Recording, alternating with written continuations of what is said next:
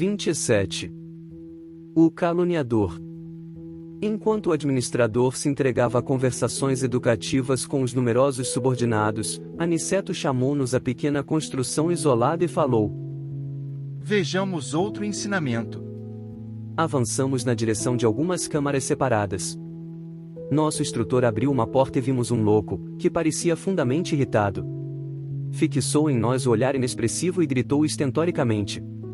Aniceto, porém, adiantou-se e cumprimentou-o, atencioso. Como vai, Paulo?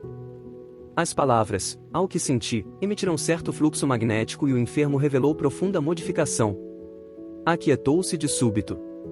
Sentou-se mais calmo, embora trêmulo e espantadiço.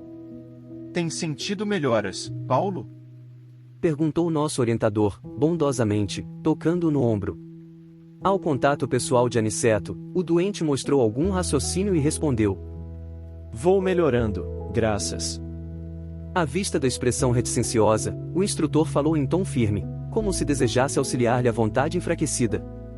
Termine. O doente fez enorme esforço e concluiu. Graças a Deus. Anotando-lhe o sofrimento e a indecisão, lembrei dos enfermos das câmaras, aos quais prestava Narcisa ampla colaboração. Afetuosa. Percebendo-me as íntimas considerações, disse o mentor esclarecido. Veem a diferença entre os que dormem, os que estão loucos e os que sofrem? Em nosso lar não temos dos primeiros, e os que se encontram desequilibrados, nos serviços da regeneração, sentem, na maioria, angústias cruéis. É necessário reconheçamos que os que gemem e sofrem, em qualquer parte, estão melhorando. Toda lágrima sincera é bendito sintoma de renovação. Os escarnecedores, os ironistas e os perturbados que não registram a dor são mais dignos de piedade, por permanecerem embotados em estranha rigidez de entendimento. E, designando o enfermo sob nossos olhos, afirmou: Paulo é um doente a caminho de melhora positiva. Ainda não possui a consciência exata da situação, mas já chora, já padece com as recordações do passado triste. Recebi o esclarecimento com atenção. Lembrei-me que, de fato, os doentes conduzidos pelos samaritanos a nosso lar, em serviço diário, eram grandes sofredores. Os que não acusavam padecimentos atrozes, revelavam estranho pavor das sombras. A única entidade que ali observara, com absoluta inconsciência da própria miséria, fora de pobre vampiro que não encontrara guarida nas câmaras de retificação.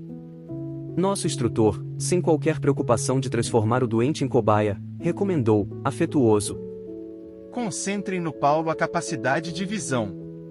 Estimulado pela experiência anterior, fixei nele todo o meu potencial de observação. Aos poucos, caracterizou-se a meus olhos a sua tela mental, parecendo formada em compacta sombra noturna. Com surpresa, divisei formas diversas que se movimentavam. Vários vultos de mulher ali surgiam, despertando-me enorme admiração. Entre eles, reparei o desmalha como que doente, enfraquecida, ansiosa. Alguns homens passavam, igualmente, mostrando desesperação, e notei, nessas imagens, o próprio Alfredo a evidenciar cansaço e extrema velhice prematura. Vozes misteriosas se faziam ouvir. Sobre Paulo choviam maldições e blasfêmias. As mulheres pareciam acusá-lo, clamorosamente, os homens davam ideia de perseguidores ferozes, ocultos no mundo interior daquele enfermo estranho. Observando, porém, que os vultos de Ismael e Alfredo se movimentavam naquele painel escuro, não pude sofrear a curiosidade e interrompi o minucioso exame, voltando a conversar com o nosso orientador, perguntando: Como explicar o fenômeno? Estou assombrado. Antes, porém, que pudesse expressar maiormente o espanto que me dominara, Aniceto ajuntou: Já sei. Admira-se da presença de Ismael e do seu marido nas reminiscências do enfermo.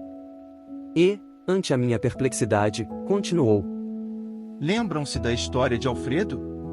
Temos diante de nós o falso amigo que lhe arruinou o lar.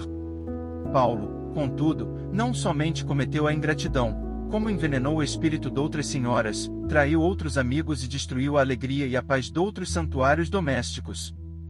Observando Ismael aflito e Alfredo desesperado, nas recordações dele, vemos as imagens criadas pelo caluniador, para seus próprios olhos. Nossos amigos deste posto evoluíram, transpuseram a fronteira da mágoa, escaparam aos monstros do ódio, vestem-se hoje de luz. No entanto, Paulo os vê como imagina, para escarmento de suas culpas. O criminoso nunca consegue fugir da verdadeira justiça universal, porque carrega o crime cometido, em qualquer parte. Tanto nos círculos carnais, como aqui, a paisagem real do espírito é a do campo interior.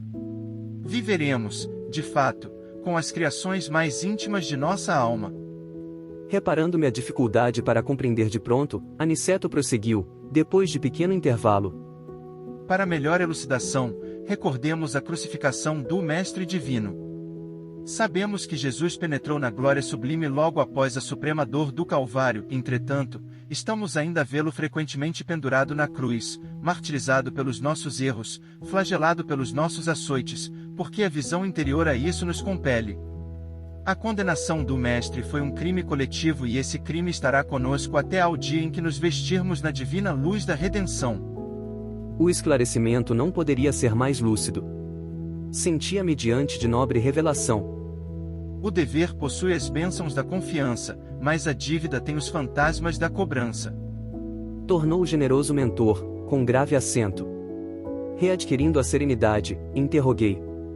Mas Paulo veio ter casualmente a este posto? Não. Respondeu Aniceto, atencioso. Foi trazido pelo próprio Alfredo, que se sentiu necessitado de disciplinar o coração.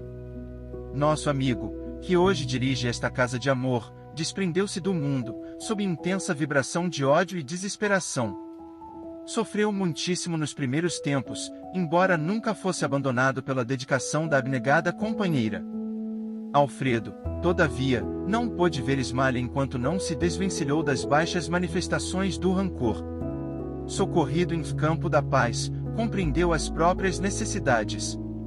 Tão logo adquiriu algum mérito, intercedeu pelo amigo infiel, buscou em recanto abismal, e tão nobremente se dedicou ao aperfeiçoamento de si mesmo, que conquistou a posição de administrador de um posto de socorro. Trouxe o tutelado em sua companhia e trata-o como irmão, atualmente. Não julguem que o marido de Ismália conseguiu essa vitória espiritual tão somente pelo fato de desejá-la. Ele desejou-a, procurou-a, alimentou-a e, agora, permanece na realização. Há muitos anos conversa com Paulo, diariamente.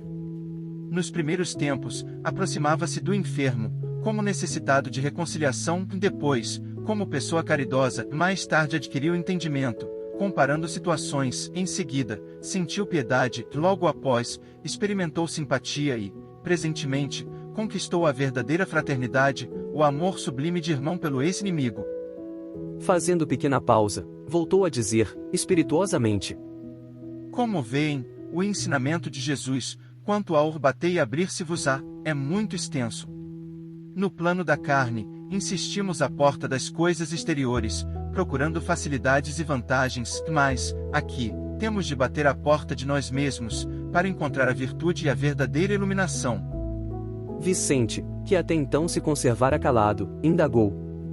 Paulo, todavia, permanecerá aqui, indefinidamente?